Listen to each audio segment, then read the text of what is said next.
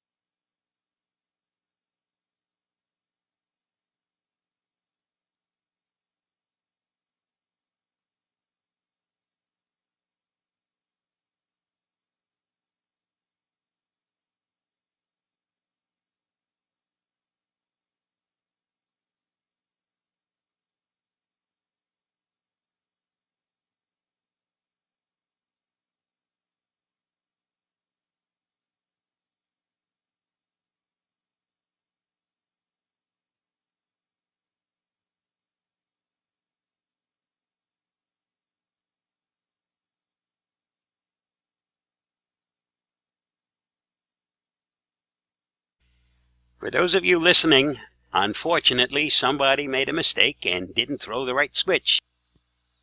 For the first 20 minutes, the only audio you will hear is audio from within any videos that are a part of the presentation. Otherwise, you will have to read my lips or skip ahead to through the first 20 minutes, and then I'll be doing narration. Enjoy. See you in 20 minutes. Bye.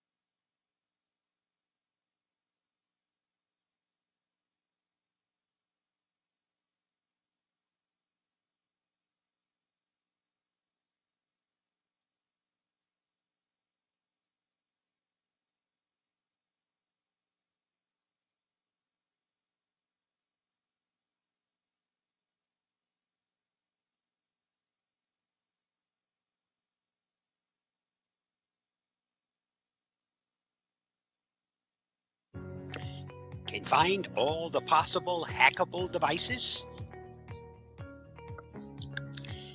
The smart TV, the router, the gaming console, smoke detector, security system, stereo system, laptop, and mobile device. More than you thought, right? You can protect your Wi-Fi network with Avast, even if you're using the free version.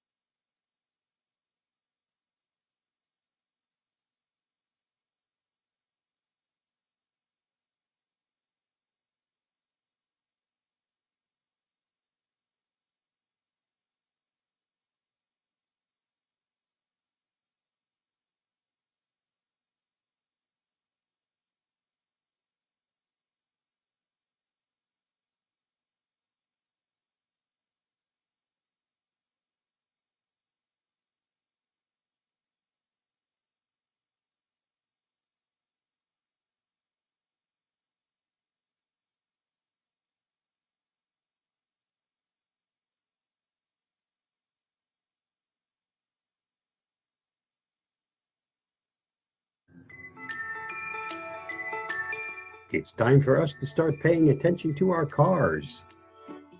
We're treating our cars like we used to treat our smartphones. We didn't wipe them, we didn't clean them, we just threw them away. You don't seem to realize that you now sync your smart devices with your car. And your car has as much information as your smartphone. If that gets in the wrong hands, they'll know where you live. They'll know the distance from where your car currently is to your house. So pay attention to your cars.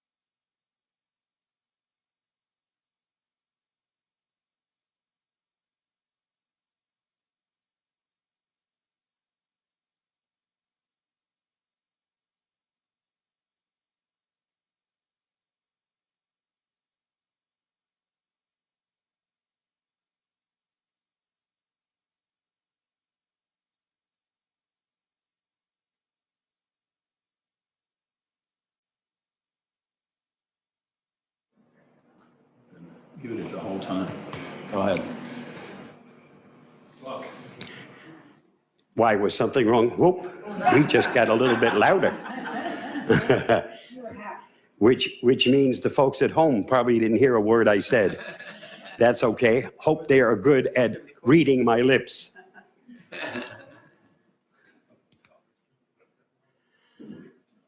Two smart devices that I own. One is called Google Home. The other one is called Amazon Echo.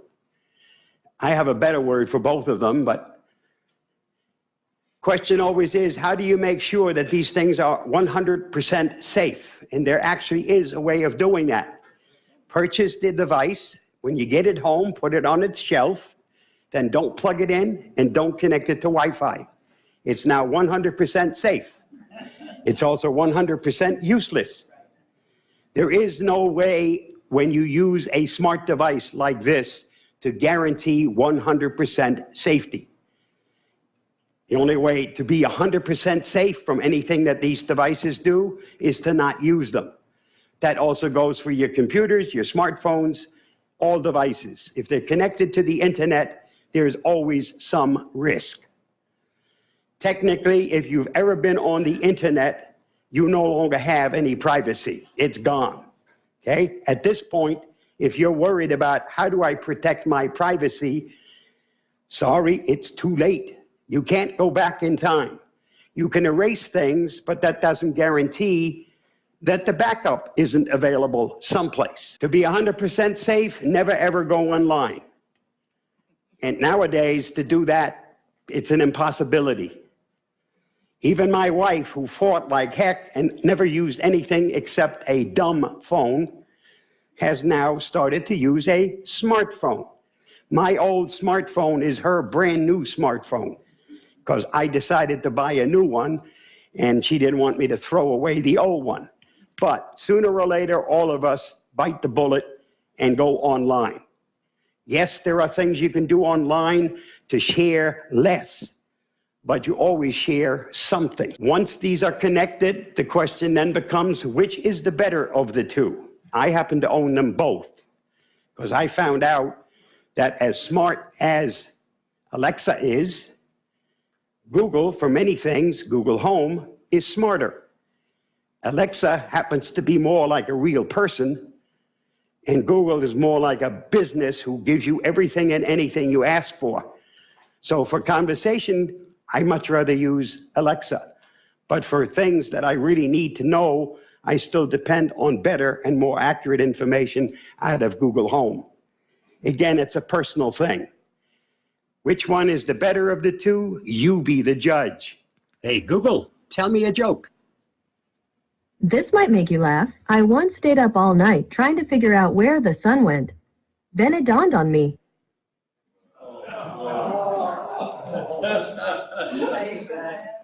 Alexa, tell me a joke. When is a door not a door? When it's ajar. That's worse. Oh, okay, Google's better. The only guarantee I make is that all jokes that they tell are clean. Maybe that's why they're not so good. Avast is ready to protect things in the Internet of Things.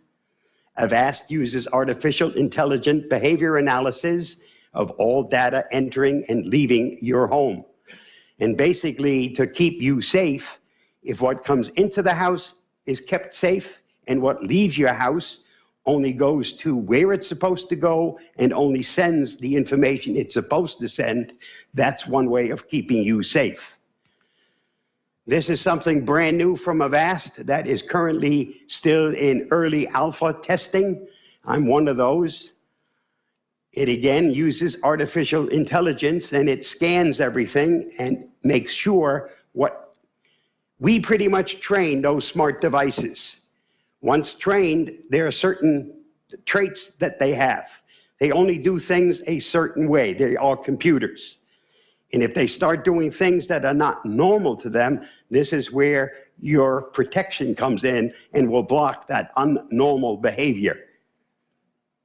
In this age of the Internet of Things, more and more devices connect via your Wi-Fi network. Knowing that all of these devices are connected securely becomes increasingly important. The Wi-Fi inspector, which is a part of all versions of Avast Antivirus, is one of the integral parts of Avast Antivirus that help you in determining if your Wi-Fi is truly safe and secure. The Wi-Fi inspector automatically scans all devices connected to your home network via wireless or cable connection.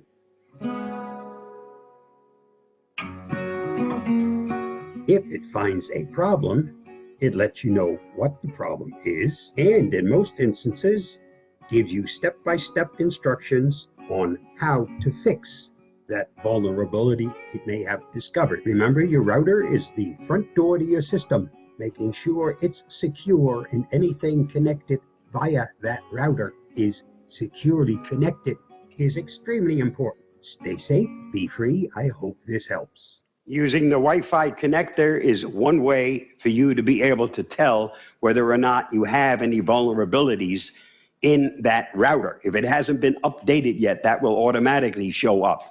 It will also then direct you to where to do and how to do those updates. Something that should be installed on all smart devices and on your laptop is called Pray, and it needs to be installed before you actually need it. It's designed to help you recover a stolen laptop or smart device. I used it about 1.5 years ago when I was in Florida. I had 2 laptops that went down with me, and when I returned, I only had one. I left one of them at the airport in Miami. But because I had Pray installed, it was able to tell me exactly where the laptop was. I knew that no one had accessed the laptop, and I was able to contact the airport, and they sent it back to me. They even paid the postage. I guess they want to make sure that I keep using Miami International. But if you haven't got this installed before you need it, then when you do need it, it is too late. Pretty much the same as doing backups, image backups on a regular basis on your computer. I know it's a pain, but if you set it up right, on my system, every Sunday night, I automatically create an image backup. I create 5 of them. When number 6 gets created, the oldest one gets discarded. But that way, if I have an infection or a hardware failure that happens sometime during the week, it'll take me 20 minutes to rebuild my operating system, and the only thing that I will lose are the number of days between the time I made the last image backup and the time that that infection or hardware failure occurred. If you don't make those backups, then all your personal information will be gone. You will also need to start from scratch to install your operating system, do 1 million updates, install all of your programs and update all of them, whereas you could just simply be doing a backup every single week and eliminate all of that problem. Again, you need to do them before you have a problem. It's too late afterwards. Sir, you Yeah. did that on 5 different devices? It happens, no. One backup, okay? And I store 5 at any time. So I go back 5 weeks in history.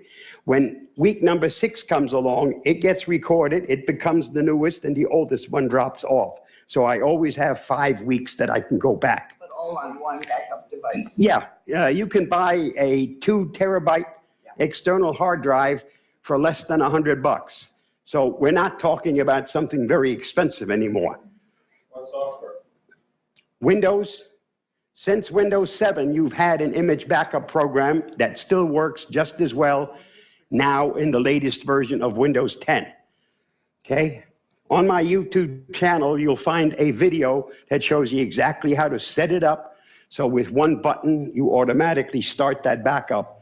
It is very, very simple to do once it's set up. Mine does it, as I said, every single Saturday.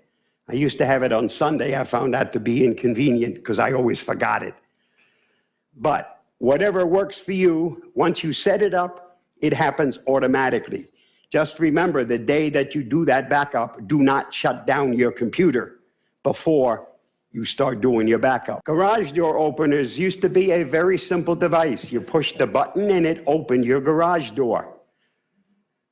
Now they've gotten sophisticated. There are garage door openers that when you push the button, you open the garage door and you deactivate your home alarm, making it easier for you to get into your house, which is fantastic if you're the one pushing the button. Not so good if someone stole your car, your GPS is in it, they now know where your home address is because home is your home button. Then they get to your house, they push the button, the garage door opens, and your home alarm is deactivated. By the time you get home, the garage is empty, your car's already been stolen, and your house will also be empty. Another reason to not put your home address down as home address. Remember, once you get to a certain spot, you really don't need your GPS. I generally turn the GPS off when I get close enough to home, because if I do side trips, it drives my wife nuts to hear her say, recalculating, okay? So anything close to home will get you to home, but it'll prevent somebody else from getting to your actual house.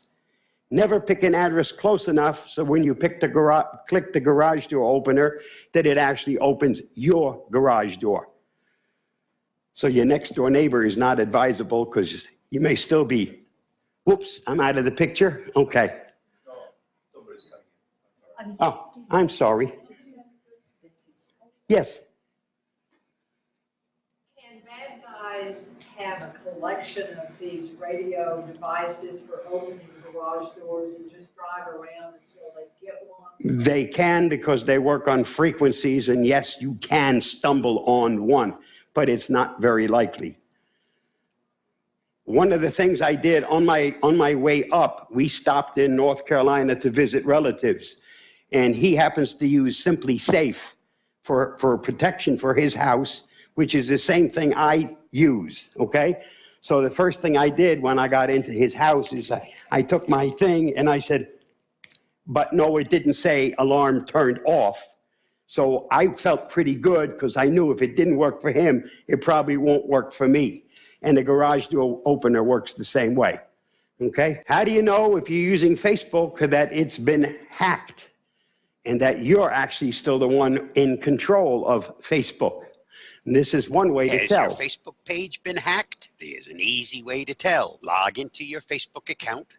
Once there, go to your settings. Next, go to security and login. Once that's opened, take a look at where you're logged in. Now, you want to see more detail because you want to check more than just the last 2 places from where you've logged in. Take a look at all of these. If they're familiar, nothing strange, then you're safe. If you see all kinds of addresses from where you've logged in, you don't recognize them, then someone else is probably signing in on your Facebook page, and it's time for you to take some critical action. Looking through my log here, I see some things that I had to check out. I have one here that's in New York. But when I looked at my calendar, guess what? I was in New York doing some Avast sponsored security seminars. So I was perfectly safe, even though I was away from home. That list, it will be quite extensive, so scroll through it. If you see lots of things that aren't you, I suggest you change your Facebook account because somebody else is controlling it. Open Wi-Fi, any place where you don't have to sign in and you don't have control.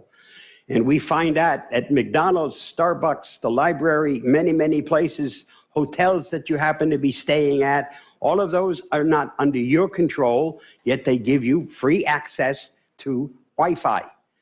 A very dangerous place, as you can see from this little video. Excuse me, everyone on this Wi-Fi network, my bank login is SurferBro9000. My password is capital P, ampersand, $, $WORD. And your mother's maiden name? How about the name of your first pet and the street you grew up on? Your favorite sleep position? Favorite color? When you connect to open or free Wi-Fi, your private information can be compromised. Be safe and secure online wherever you are with Avast Secure Line VPN.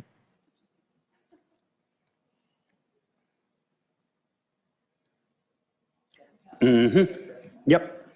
As I said, any open Wi-Fi, anything that you don't control, you are at risk. Someone else can intercept what you're doing while you're online. So the last thing you ever want to do on an open Wi-Fi is to do your banking, your shopping, or anything to do with stock market or whatever. Because if somebody is actually monitoring it, guess what? They now have all of your information. When you signed into the bank, you also told him what all that information was. One way to protect yourself against that on open Wi-Fi is to use something called a VPN, Virtual Private Network.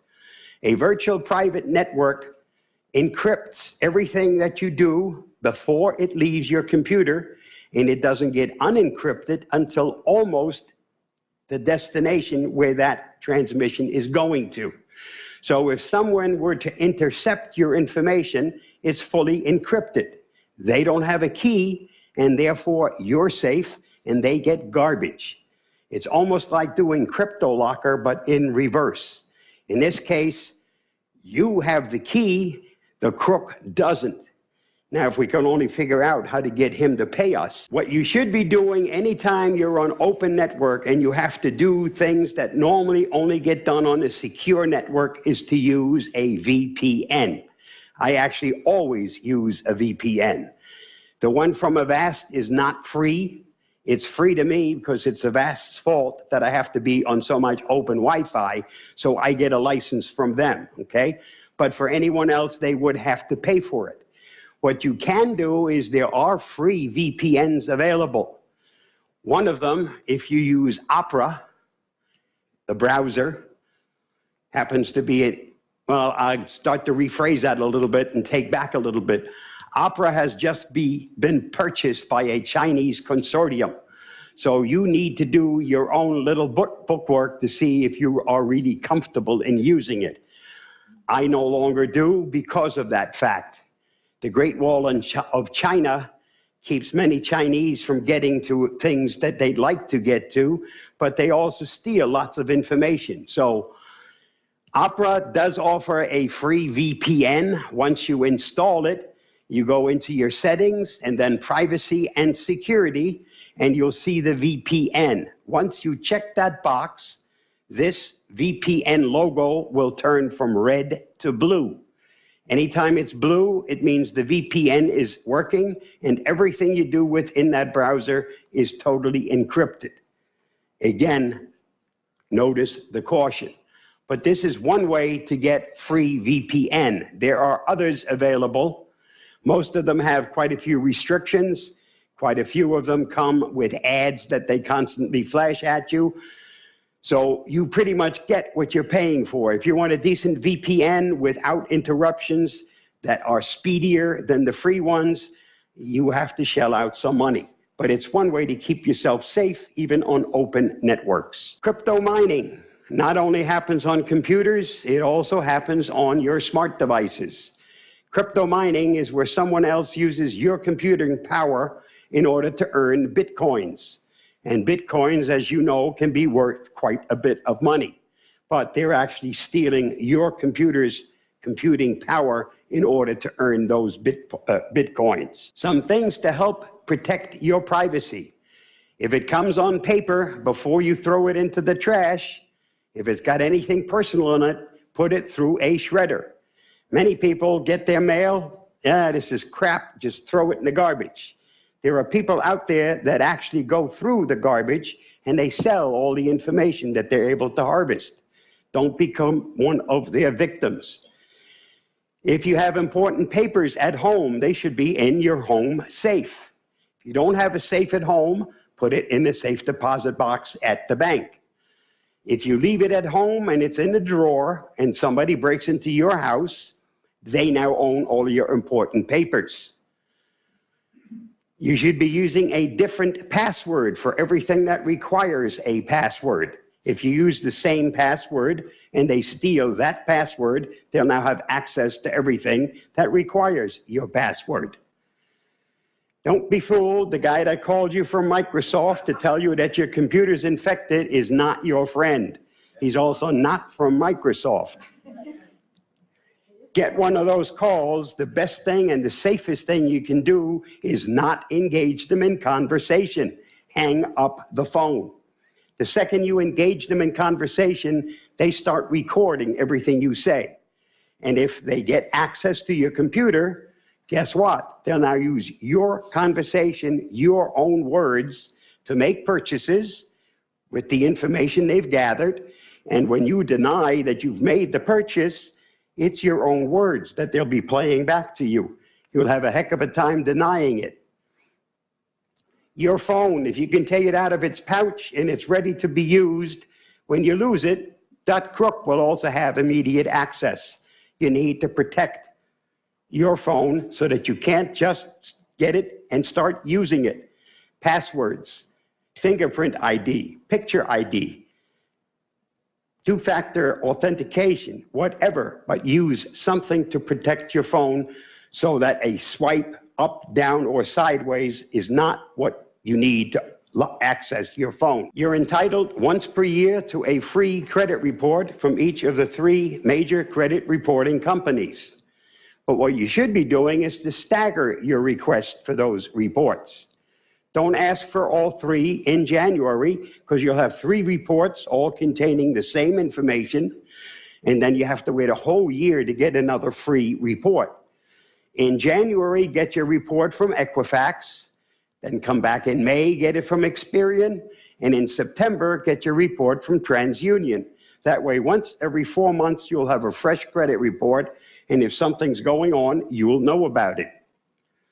Should your ID be stolen, the folks to contact are idtheftcenter.org. It's a nonprofit. They don't charge for their services. The only thing they do is help people recoup who've had their identity stolen. I know there are some services out there that you can sign up for, and they promise to keep monitoring everything that you do to make sure that your identity is kept safe. What they don't tell you is that they're actually selling you an insurance policy. And if your identity is stolen, that insurance policy kicks in, and that's what pays to help you recoup. And I can tell you, too, for $9.95 a month, you will not get $1 million worth of protection to help you protect your identity, okay? It's all based on price. ID Theft Center does it for nothing. You can also contact your homeowner's insurance and ask them to supply you with identity theft protection. It will be a heck of a lot cheaper than using that service that you have to pay for every single month. As most of you know, Equifax was just hacked, and what was stolen was almost half of the country's personal information. They gave away names, addresses, birth dates, social security numbers, and in some cases, even driver's license information. This was the largest breach in U.S. history. It probably will not be the last time that something like this will happen. If you happen to be one of the people who's had their information stolen, you are now candidates for identity theft. And to protect yourself against identity theft, the best thing you can do is to freeze your credit. Freezing your credit means that no new loans, credit cards, mortgages can be made in your name. If you place the freeze on your account, you, of course, can reverse that freeze. But once the freeze is in place, no one, even the person who may have stolen your identity, can make any loans in your name. And the main reason for stealing someone's identity is exactly that. Make loans in their name, get credit cards in their name, they get billed, and the thief winds up with the benefits. Here you have the phone numbers and the websites of the 3 major credit reporting companies. You'd have to contact all 3 of them and put a freeze on your credit to prevent anyone else, including yourself, from making new loans. When you place a freeze on your credit, you'll have to make up a PIN number, and it's that PIN number that you'll be using when it comes time to unfreeze your credit. Therefore, remember that PIN number. If you don't know it, you won't be able to unfreeze your credit. Now, freezing doesn't mean you can't use what you currently have. So your credit card, the mortgages that you have, all of that stuff, they stay just as they are right now. You just can't extend anything or make anything new. Some updates on this. The PIN number is something they now assign. You don't get to pick your own. And without the PIN number, they treat you like the crook because you don't know your PIN number, and they will grill you. You will have all kinds of questions to answer. If you answer them all correctly, you will still get access and you'll still be able to unfreeze it. But it becomes difficult without the PIN number, which is why it's important to remember it. Yes? Question on this. We have a couple of reports through our investment people and through OPM.gov when we gave this thing because of some tax. It appears that when you make an inquiry to a credit card, which we've done recently, it takes 3 weeks to a month before I see that inquiry in the service. Is that, I mean, is there a way to find out if someone made an inquiry immediately? Because, you know, these inquiries were legit because I made them, but it took a long time for me to acknowledge that they were made. If you have a service and you're signing up for it and you're getting a service, that comes quickly. If you're just asking out of the blue, it's going to take quite a while. These are services that take several weeks. Correct. I'm not paying, someone else is paying for them. Well, but they do take several weeks. Correct. It doesn't make sense because someone stole my identity. Someone could have stolen my identity using it for several weeks before I know about it. You'll still know from your bank and from other sources, okay? Yep. But it will take a while before you get some information, unless you're paying for a service. Because you can sign up to Experian and all the others for credit monitoring. When you do that, you'll get more immediate answers than if you didn't have that service. I am signed up, and the immediate monitoring is several weeks. You're signed up with Experian or one of the others? Yes, and it's several weeks. I haven't found it to be that long.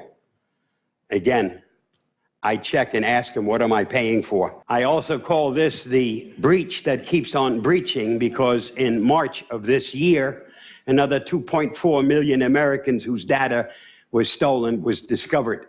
So they keep going on with this thing. Total breach so far is in excess of 166 million US people who've had their identity shared. Also remember that they may not use the information they harvested today or tomorrow. They can come back 3-4 years from now when you least suspect it. Another reason to freeze your credit. If your credit is frozen, somebody can't make loans in your name. They can't get credit cards issued in your name, okay? It takes very little money to unfreeze if you need it to make a new credit card or a loan or whatever, and it takes, again, some money to freeze it. But that expense is minuscule compared to the amount of financial havoc you'll go through if somebody actually steals your identity and starts making all these things in your name. Yes, sir. If you freeze your credit line with one of the services, how long do they keep that freeze in place? Until you unfreeze it. And you have to do that with all 3 of them. So you There's actually, I think right now there are a total of what, 4 or 5 credit. So you could freeze your data with all of those services. Right. And leave it that way. Correct, until you need to do something, okay? You're not stopping yourself from being able to use the credit you've already established. If you have a $15,000 credit line and you've only used $2 of it, that whole thing is still available to you, but not to anyone else. This is a preventative thing, and the best thing to do is spend a little bit of money to prevent somebody taking all of your money. That's basically what it comes down to. The fees vary from state to state. Some states have no fees, and some states do. They can be $10 or $15, but relatively small compared to the damage you're preventing.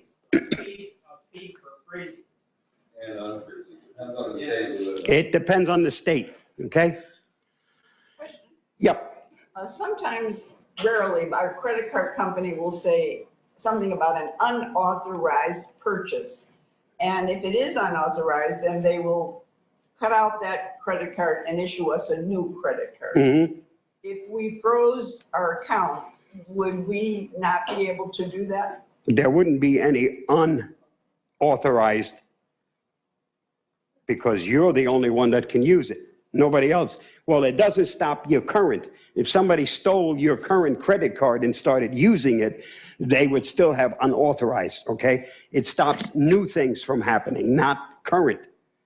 So if someone stole it, this is not a way for preventing that from happening. It's two different things. Right.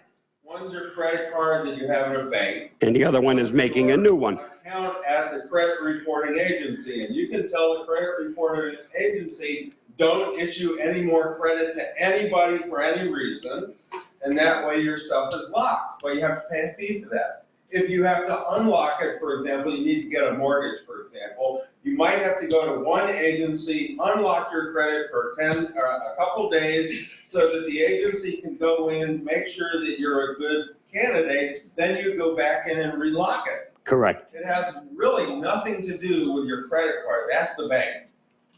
Yep. One of the programs that I install on any new computer that I work on is called OPCUG. Quite often when we install a program, we not only install the program we want, but it comes along with garbage added to it. This is how these people make money. OPCUG works in the background, very small program, uses very, very little amount of resources, but it knows all of those programs that add other things, and you might want the good part of the program, but not the bad part. OPCUG in the background will automatically uncheck those pre-checked items that if you're not using a custom install, you never get to see. Excellent program to help keep you safe. I personally never ever install any program through its default install. That big button that says install, I never touch it. Underneath it, you'll find a little button that says custom install. That's the one you should always be using. When you use custom install, you get to see what's being installed, where it's being installed, and best of all, you get to uncheck the things you don't want installed. Well, this is what OPCUG does for you. These people have gotten very, very tricky. Sometimes something that looks like it should be checked actually should be unchecked, and sometimes it should be checked, not unchecked. So you've got to be very careful and read the wording. Will this go back and uncheck? Not old things, no. If you already installed programs and garbage came along with it, this isn't going to help you. This will help in the future, but it won't. It won't correct. Right. Programs or apps? This is for programs on your computer. But not apps? No, no, this doesn't work on your smart device. I use what's called layered protection, using more than one program to help keep you safe. McShield, designed to help protect your computer against vulnerabilities on your external devices. A USB drive, the memory card from a camera, an external hard drive. All of those could contain infections right in their boot sector. And the second you plug it into your computer, guess what? You're infected. This will make sure that that kind of an infection will never ever get to you. If Iran had had that, we never would have prevented them from getting nuclear power, because that's how we slipped it to them, through a small little USB device. Okay? Again, totally free program, but it will prevent those kinds of infections to get to you.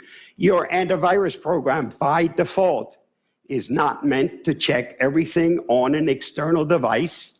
It will check anything you open on that device, but it doesn't check everything on the device. I have a flash drive that's 128 gigabyte in size. If I were to plug that into my computer and expected my antivirus now to check everything on that drive, I may be sitting there for an hour before I get access. So this checks the boot sector part, and then my antivirus program will check anything I open on that device. CCleaner, originally called Crap Cleaner. Its job is simple: clean up all the garbage you collect anytime you're online or anytime you run any of the programs on your computer. It can also be used as a registry cleaner, but unless you know how to clean the registry and what is safe to be cleaned from the registry, that part should never be used. Still free, or now that it's Avast? It's still free, and Avast is free. I've never used anything except their free version. You can also pay for different versions, though. Yes, certainly. Avast, like any other company, is not a 501c3 not-for-profit corporation. Their guys who do all the programming, which help keep us safe, would like to get paid. So charity works for some things, but not for everything. Malwarebytes Anti-Malware, an excellent companion regardless of whose antivirus program you happen to be using. Since version 3 of Malwarebytes, it has gotten quite system intensive. I no longer use their monitoring in the background portion because it slows down my computer. So I run it on a manual basis. Once a week, just for the heck of it, I'll let it run through and make sure, even though it's never found anything, it's again a third-party helper, okay? That's all it's there for. Antivirus programs are not what they used to be. They're actually anti-malware programs, because there's no such thing really anymore as a virus. They're all malware. And your antivirus program does just as much checking for what's considered malware as it does for infections, which can bring down your system. This is the version of Avast I've used since 2003, the free version.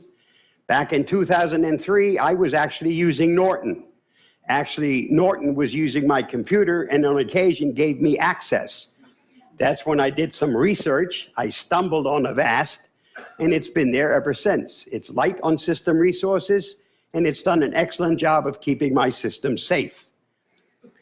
I don't work for Avast. I've been part of their customer support forum since 2004.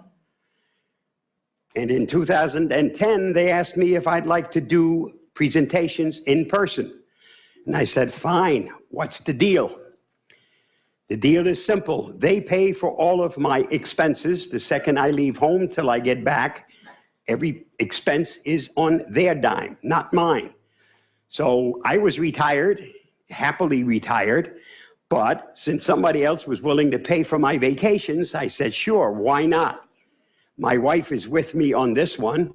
We started it off in North Carolina, which is where her family comes from. A rental car, every dime of the expenses, food, whatever it takes, doesn't matter. It's Avast's penny. That's how I get reimbursed. But I don't work for the company. So I have no qualms in saying that sometimes Avast brings up a pop-up. They'd like to sell parts of their product. I don't like them, but I also realize that unless some people pay for the product, there really wouldn't be any product and it'd never get any better. If you don't like the pop-up, the X in the corner gets rid of it. If you really don't like it, buy one of the paid products, then you can shut it up. That's the basic story, okay? The internet never sleeps.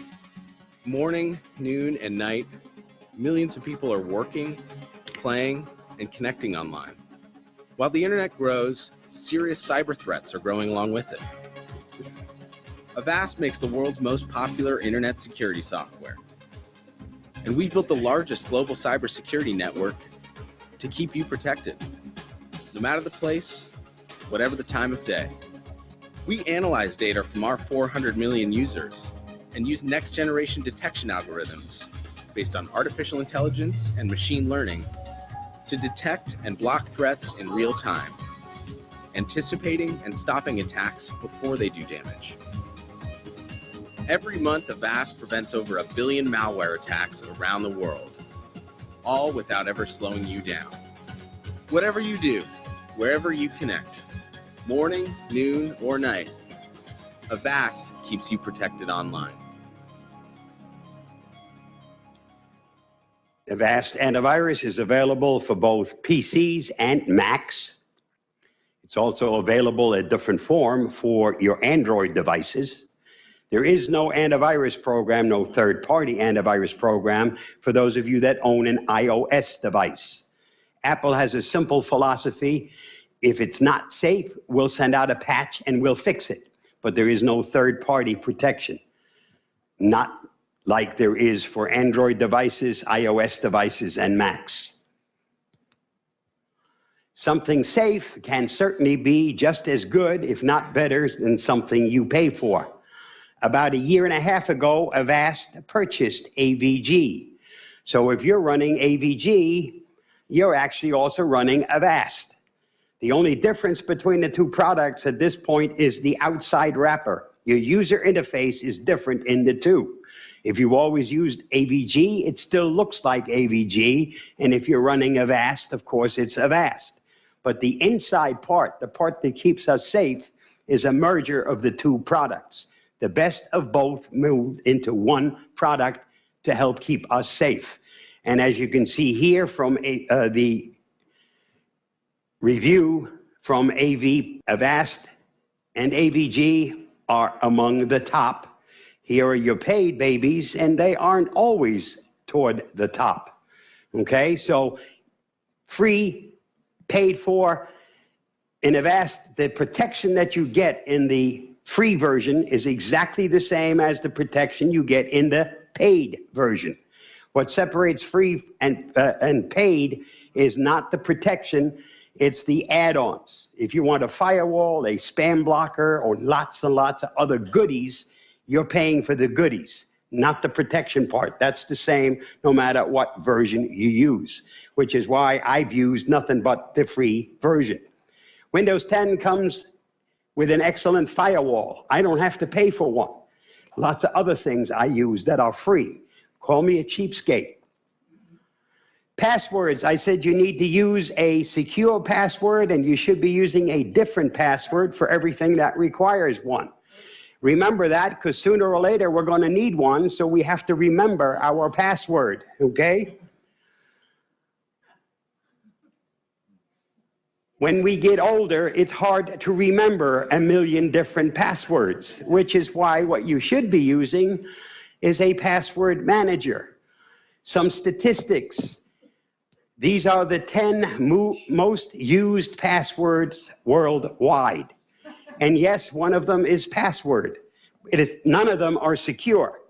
It also isn't safe for you to write the information down on a sticky note and put it on your refrigerator. Number one, because somebody else can see it. And now with smart refrigerators, who knows where that password winds up? What you should be using is a password manager. If you're using Avast, you already have one. It comes with the product. I started out using LastPass a long, long time ago. And when Avast came out with theirs about 3 years ago, I said, oh, good, I got a backup to LastPass. So I now use both of them. If one doesn't work, the other one surely will. So I have my passwords automatically backed up.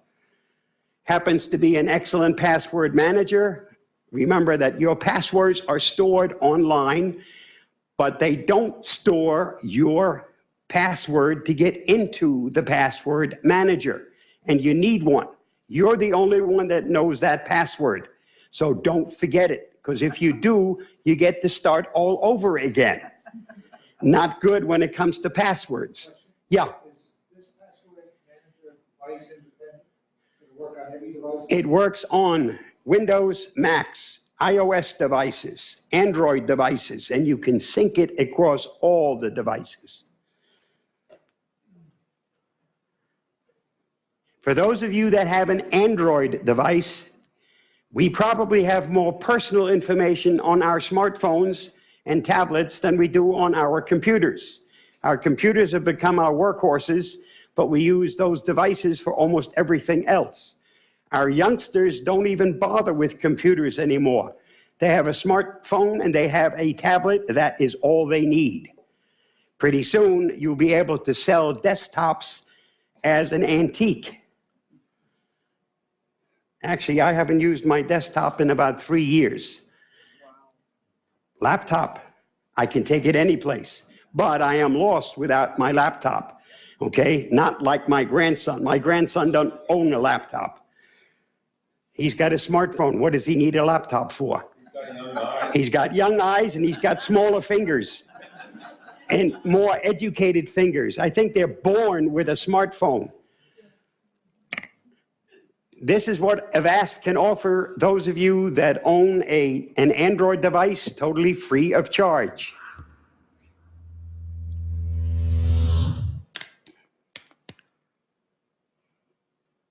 Please listen carefully. How to protect your phone and tablet.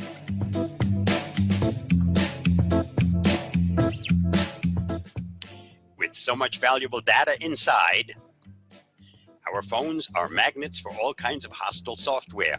Each day, Avast detects 12,000 mobile malware samples. And you are vulnerable when you least suspect it, like when you're playing games. So if you don't want to be spied on and want to keep your data safe, try Avast Mobile Security for free. We already have 2 million malware samples locked up in our mobile database. That's because we run a powerful virus scan to stop hackers in their tracks. An antivirus engine automatically looks for infected apps, Trojans, and memory card content. It even tests new apps to make sure they're safe before you use them.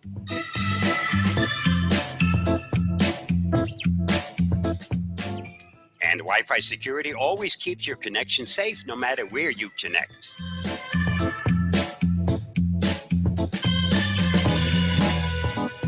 Letting you know if the network you're connected to is unsecure, weakly encrypted, or otherwise unsafe.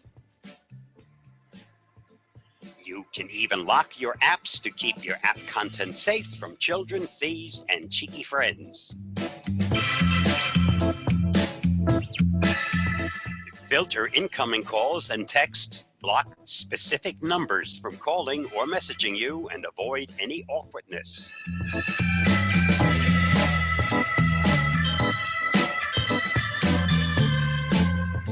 It's easy to use complete protection for your phone and your tablet.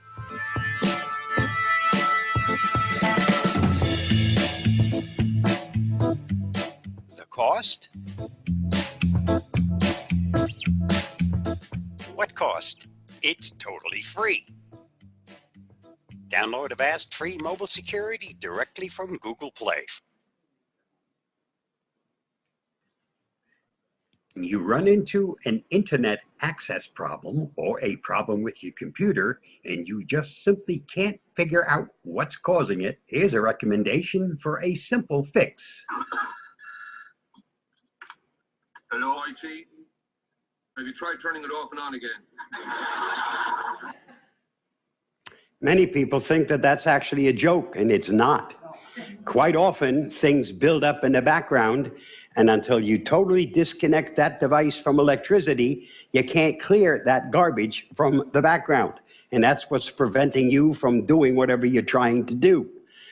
In order to do that, on a laptop, you also need to remember to take out the battery.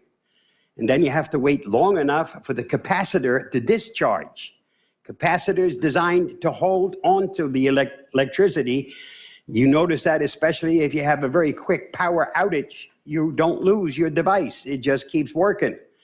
Okay, and that's the capacitor. So if you don't wait for it to discharge, you really haven't disconnected from electricity. Wait a minute or two. Give it a chance to disconnect.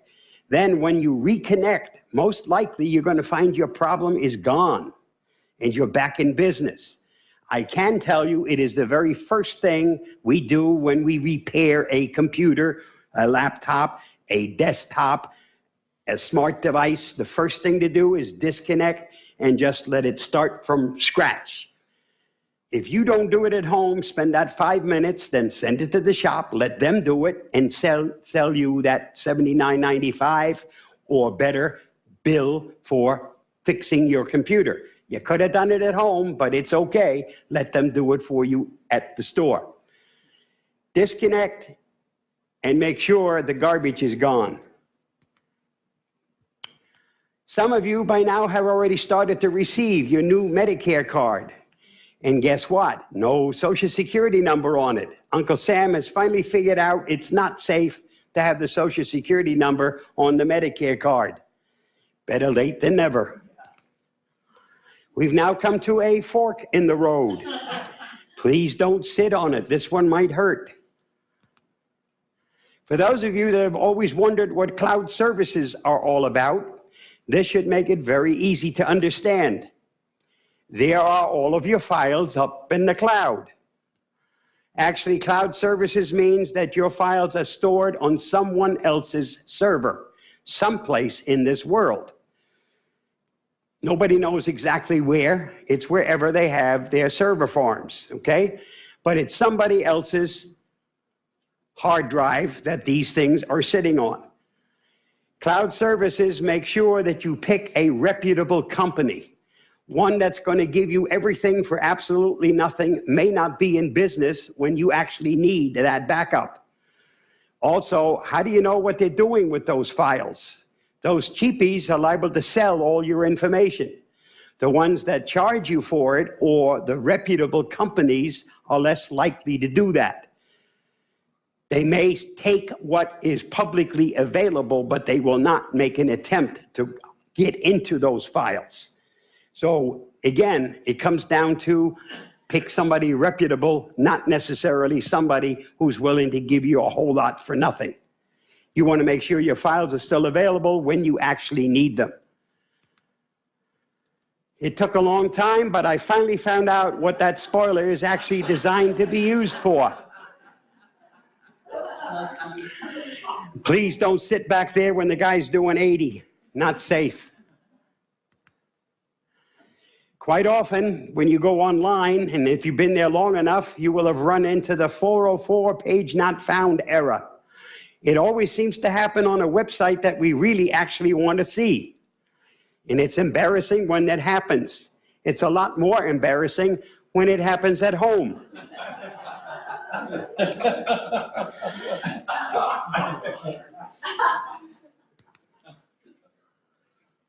The older we get, the fewer things seem worth waiting in line for. That's because the longer we wait in line, the more likely we are to forget what the heck we were in line for in the first place. A question I have often been asked by my doctor: do I really need to take this medication for the rest of my life? And I've always gotten the same answer: yes, I'm afraid so. I want to know, why is my prescription marked as no refills? So far, I've been lucky. It's always been the doctor's mistake. One of these days, it won't be. Now I know why they call this I see you. That also brings us to the end of the serious part of this presentation. If you'd like to see more of the presentations, please contact Avast and let them know that. If you didn't like the presentation, you may also let them know that fact. If you know of any other clubs, organizations, churches, synagogues, any group of computer users that would benefit from a presentation, contact me direct and I'd be happy to arrange a program for them. Remember, there's never a charge to the club or its members for my services. That's where Avast comes in. They pay my expenses, so you don't have any. If you go to this link, it will lead you to all of the things we talked about today and many other things. If you're a club member, you will also eventually wind up with a follow-up email that will give you information about today's presentation. Another great way to make sure that you're actually a club member. Does anyone have questions? All the way in the back. Hold up. Let me get the mic to you. Yep. Henry, don't steal my wallet. It's on the chair. What is the symbol by the S and the Q? It's a capital I? A capital I. The last two letters are capital I, capital Q. Take a picture of it or wait for the follow-up email. There will be an email that will have this. I send him an email and he will be passing it on to the club members. You mentioned that you had a YouTube site where we can find more information? All you need to do is go to YouTube itself and then do a search either under my full name or under Bob 3160. The same. Okay. Bob 3160. Okay? Or simply do a Google search for Bob 3160. That and many other things will show up. Can you go to the next slide? Yep. They were trying to write that down. Okay. Does Avast work on Chromebooks? Yes, the same one that works on your Android, okay?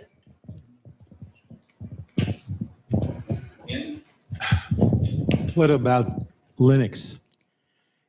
Not corporate, yes. Personal, no.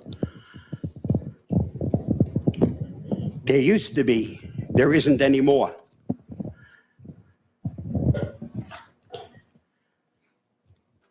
Okay. Any other hands up? No more hands up? Okay. All right. Now, Bob wanted to know where the stuff is in the cloud. So who lives near in Loudoun County? We're going to take them on a tour and show them where it all is. Okay? Because we've got the world just up the road about 8 miles from here is every data center you can ever imagine. And God help us if we ever lose power, because they've all got 20 huge diesel generators. It's got the fumes are going to kill us all.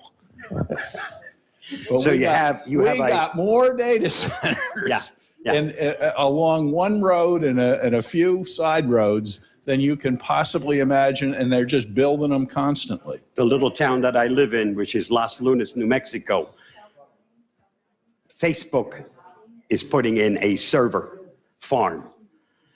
And it is probably the largest thing in Las Lunas. Well, we got tons out there. It's just unbelievable. Every time, a new term comes up and we take a trip to the new. Paul's going to show you at least 17. Yeah. Yeah. Yep. It's just amazing how many there are. Okay, we got any more questions? Yeah, right here. Okay, let me stroll around here. I keep getting this thing about, you need to update it and so forth and so on. Do I need to do all of the programs and apps should always be kept updated. If they're legitimate programs and apps, you prevent any kind of security problems with those things by keeping them updated. Okay, 9 out of 10 updates to programs are not because they want to enhance the program, but because somebody discovered a security flaw, and this is a fix to that security flaw. That also goes with your operating system. That's why Patch Tuesday is nothing but fixing security holes in the operating system. If I get a 404 page message, what does it mean to me? It means that the website is not available. Not available. Thank you. Or that page on the website. Yeah. Now, sometimes you can come back a little while later and it'll be there. Most of the time, no. Sometimes the webmaster makes a mistake. Correct. If I've been so malfeasant in the past that I could not ask you all the questions of it, okay, do I just have to buy a new computer, or how will Avast go in and clean me up if I purchase what they say or whatever? They have part of what they have in their arsenal of add-ons is called cleanup. My personal opinion is any program where you push one button to fix all the errors usually causes more errors than it fixes, okay? So not something that's on my computer, and I could get it for free. I don't want it, okay? I don't want it. I'll buy a new computer someday. Don't buy one anyway. Anyway, right. Bob, you mentioned how you structure or schedule backups. Mm-hmm. Are your backups to an external hard drive or to the cloud, or? External hard drive. And what is it you are backing up besides files? The entire operating system. My hard drive itself an image is being created on that external. So if my hard drive crashes, it gets infected, I take it out, throw it in the garbage, buy another one, and put that image onto that new hard drive. Other hand right back there. All right. Yeah, we'll save my ankle. I clicked on a message from a messenger that a friend sent me, and I told her that it wouldn't open. She said, I didn't send that. I was hacked in Facebook. So if it couldn't open, am I screwed? If I tried to go into it? Without actually knowing what it is, it wouldn't be fair me to say one way or the other. It's quite possible it wasn't live, it wasn't something you can get to, but it can also be something the second you click, you're infected.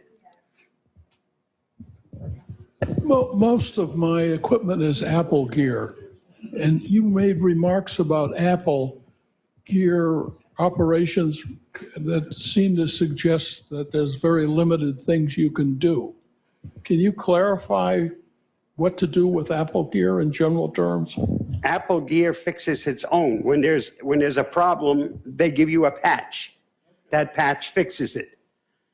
Does that mean that I am safe with Apple gear?